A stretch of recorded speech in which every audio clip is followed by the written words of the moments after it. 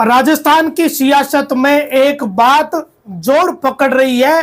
वो बात यह है कि क्या हनुमान बेनीवाल ने कांग्रेस से गरज करके बहुत बड़ी गलती कर दी, या फिर गलती ये एक नहीं, विधानसभा चुनाव में भी कुछ गलतियां कर दी गई।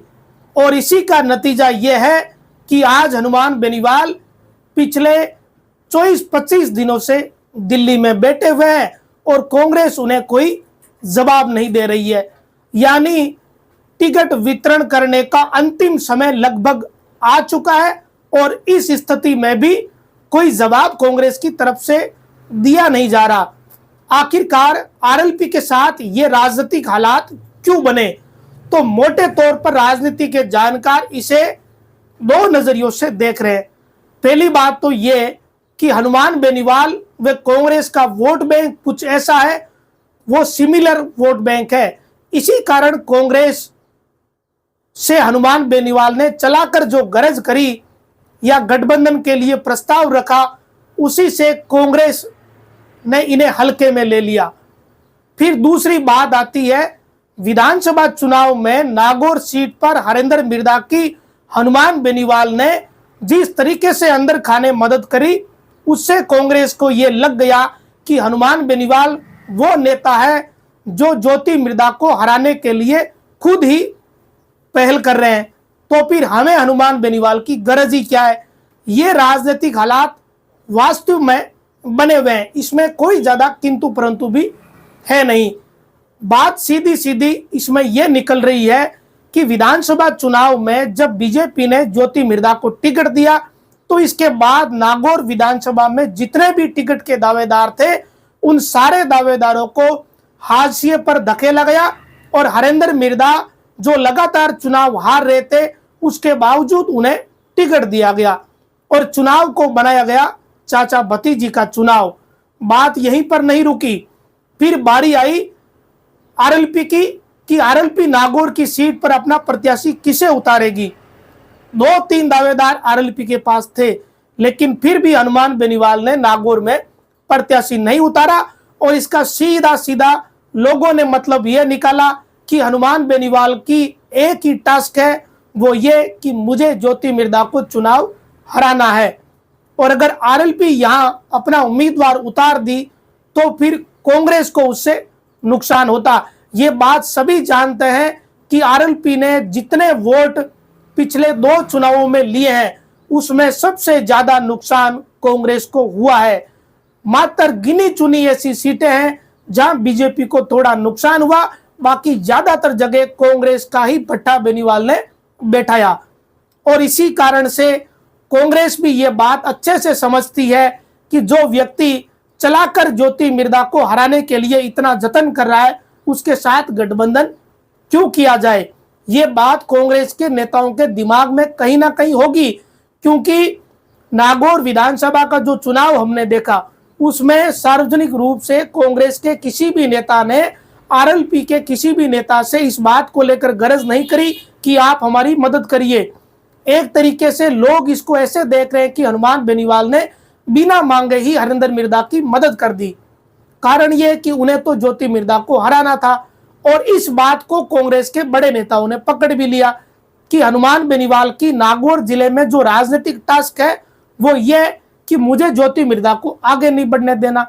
और वही सिंपल बात ज्योति मिर्दा के साथ है। ज्योति मिर्दा भी हर हाल में हनुमान बेनीवाल से अपना राजनीतिक बदला लेना चाहती है। तो ये दोनों नेताओं के बीच जो रस्साकसी है, इसका फायदा कांग्रेस उठाने की अब भी कोशिश कर रही है। पहले तो उठा ही चुकी है विधानसभा चुनाव में। विधानसभा चुनाव में कांग्रेस को इससे फायदा ही हुआ। हरेंद्र मिर्दा के प्रति जो सहानुभूति लहर थी, उसमें आग में घी डालने का काम आरएलपी के कार्यकर्ताओं ने किया और जनमानस में यह धारणा बना दी कि हनुमान बेनीवाल हरेंद्र मिर्दा के साथ है। और इनडायरेक्टली जो मदद करी गई, वो मदद एक तरीके से मारवाड़ी में कहे तो आज फोड़े डाल रही है। जो मदद बेनीवाल की पार्टी के समर्थकों ने हरेंद्र मिर्दा की करी, वही मदद आज आरएलपी के लिए परेशानी का सबब भी बनी हुई है। कांग्रेस का एक धड़ा जो हनुमान बेनीवाल का विरोध कर रहे हैं, वो नेता ये बात कह रहे होंगे कि हनुमान बेनीवाल के पास विकल्प क्या है। वो ज्योति मिर्धा का वैसे भी विरोध कर रहे हैं, तो इस बार भी विरोध ही करेंगे। अगर हनुमान बेनीवाल कांग्रेस से गरज करने की बजाय पहले नागौर में ताल ठोकते और ये कहते कि अगर गठबंधन नहीं हुआ तो मैं चुनाव लड़ूंगा, या ये बयान देकर जाते कि मैं तो चुनाव लड़ूंगा, या आरएलपी नागौर से चुनाव लड़ेगी, बाड़मेर से चुनाव लड़ेगी, अगर ये राजनीतिक परिस्थितियां वो बनाते तो शायद कांग्रेस का मूड कुछ अलग तरीके का होता। कांग्रेस आज बेनीवाल को इस स्थिति में कम से कम नहीं ला पाती। वो इसलिए नहीं ला पाती क्योंकि कांग्रेस को भी फिर पता होता कि हमारे वोट बैंक का नुकसान बेनीवाल की वजह से हो जाएगा। लेकिन बेनीवाल शायद अशोक गहलोत पर अति विश्वास करते हैं, एक तरीके से इसे अति विश्वासी माना जाएगा।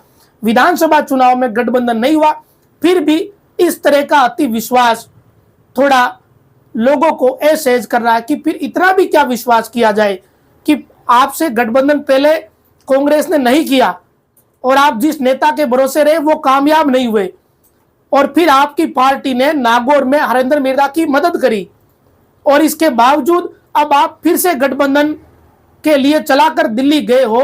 तो फिर इन राजनीतिक हालातों में नागौर में बीजेपी से लेकर आरएलपी और आरएलपी से लेकर कांग्रेस सभी इस बात को अच्छे से समझे हुए हैं कि राजनीतिक हालात क्या है और इसका परिणाम क्या निकलेगा। ये सारी बातें कोई छुपी हुई अब है नहीं, बंद कमरों की बातें नहीं है। बहुत अच्छे से नागौर जिले का वोटर भी इन बातों को भांप गया कि हनुमान बेनीवाल व ज्योति मिर्धा एक दूसरे के इतने दुर्विरोधी है कि एक नेता यह चाहता है कि मैं फिर से हराऊं और दूसरा नेता यह चाहता है कि मैं अपना राजनीतिक बदला ले लूं। तो इन दोनों की जो सियासी रस्साकसी है इसका भरपूर फायदा उठाने की कोशिश कांग्रेस कर रही है, और इसी कारण शायद हनुमान बेनीवाल को पिछले 23-24 दिनों से कांग्रेस ने कोई जवाब नहीं दिया। कम से कम पिछले एक सप्ताह में तो कांग्रेस की अनेकों मीटिंगें हो चुकी है, सीडब्ल्यूसी की, चुनाव समिति की, राजस्थान की मीटिंग भी हो चुकी है। सभी 15 सीटों पर कांग्रेस ने डिस्कस कर लिया है, और लाल झंडे के साथ डोटासरा ने गठबंधन सीकर में करवा दिया। तो फिर नागौर में आरएलपी के साथ गठबंधन को लेकर कांग्रेस पसोपेश में क्यों है? दरअसल कांग्रेस पसोपेश में नहीं है। कांग्रेस को अच्छे से पता है कि ज्यादा विकल्प है नहीं, हमारी ही मदद होगी। तो ये जो राजनीतिक स्थिति बनी हुई है इसी का फायदा कांग्रेस अपने हिसाब से उठाने के बारे में सोच रही है। कांग्रेस को यह लगता है कि ये वोट तो वैसे ही दिलाएंगे, इसी कारण शायद ये मामला इतना लंबा और बुरी तरीके से फंसा हुआ है। अगर आज की स्थिति में हनुमान बेनीवाल ये गठबंधन कर भी पाते हैं या एन वक्त पर यह गठबंधन हो भी गया, तो भी जिले में जो राजनीतिक के जानकार लोग हैं या जिले के जो वोटर हैं उनके दिमाग में या जनमानस में जो एक मेंटल एबिलिटी चली गई, बैठ गई, वो बड़ी अजीबोगरीब हो गई है कि हनुमान बेनीवाल को कहां जरूरत थी इतने दिन तक दिल्ली में बैठकर इस गठबंधन का इंतजार करने की। तो ये जो मानसिकता लोगों के दिमाग में, वोटर के दिमाग में चली जाती है, वो कहीं ना कहीं कांग्रेस के लिए भी फायदे वाली नहीं है और आरएलपी के लिए भी फायदे वाली तो नहीं है। अब चुनाव का परिणाम तो नागौर लोकसभा क्षेत्र की जनता ही तय करेगी। परसेप्शन बनते भी है, परसेप्शन बदलते भी हैं। अब कौन सा नेता इन सारे हालातों का फायदा उठाने की कोशिश करेगा, ये समय की बात है। क्या ज्योति मिर्धा इन राजनीतिक हालातों का फायदा उठा पाएगी कि 24-24, 25-25 दिन आरएलपी ने वहां दिल्ली में बैठकर गरज करी? और दूसरा बिंदु यह है कि ये जो 24-25 दिन हनुमान बेनीवाल दिल्ली में रहे, इसको कवर कर पाएंगे क्या कि मैं किस लिए दिल्ली में था और मैंने गठबंधन कर लिया? तो भी अगर गठबंधन हो भी गया तो भी बेनीवाल के लिए इस बात को कवर कर पाना, जनमानस में जो बात चली गई उस बात को बदल पाना बड़ा चुनौती वाला काम बन चुका है। घूम फिरकर बात वही है, विधानसभा चुनाव में बिना मांगे या बिना जरूरत करी गई मदद आज आरएलपी के लिए परेशानी का सबब बन गई है। तब तो ज्योति मिर्धा को रोक दिया, लेकिन इस बार कैसे रोका जाएगा जब कांग्रेस खुद ही ये मान के चल रही है कि हमें तो जरूरत ही नहीं है, वो इसलिए नहीं है कि हमें तो वोट वैसे ही दिलवाएंगे। तो ये हालात इस तरीके के फंस गए हैं कि हनुमान बेनीवाल के सामने पता नहीं कौन सा मार्ग खुला हुआ होगा, उनके दिमाग में आगे की रणनीति क्या चल रही होगी ये तो बेनीवाल ही जाने। लेकिन जिले में जो राजनीतिक हालात हैं या जनमानस में जो बातें चल रही है वो कुछ इस तरीके की है कि जिसका सीधा सीधा बेनिफिट वर्तमान में ज्योति मिर्धा को मिल रहा है। अगर ये गठबंधन हुआ तब हो सकता है कि कुछ हद तक इस बात को बेनीवाल कवर अप करने की कोशिश करेंगे और कामयाब हो जाएंगे। कितने कामयाब होंगे ये आने वाले समय में पता चलेगा, और गठबंधन नहीं हुआ तो फिर ये कवर अप भी नहीं हो पाएगा। अभी के आज के हालात से कम यही लग रहा है। मैं उम्मीद करूंगा कि इस वीडियो पर आप लोग प्रतिक्रिया जरूर देंगे, क्योंकि ये जो जिले के राजनीतिक हालात है ये मुझे ऐसा लगता है कि जो बात मैं सोच रहा हूं या आम जनता सोच रही है ठीक वैसी बात नागौर जिले के ज्यादातर वोटर सोच रहे होंगे। तो इस पर अपनी प्रतिक्रिया जरूर देवें। जितने भी साथियों ने वीडियो देखा उन सभी का धन्यवाद।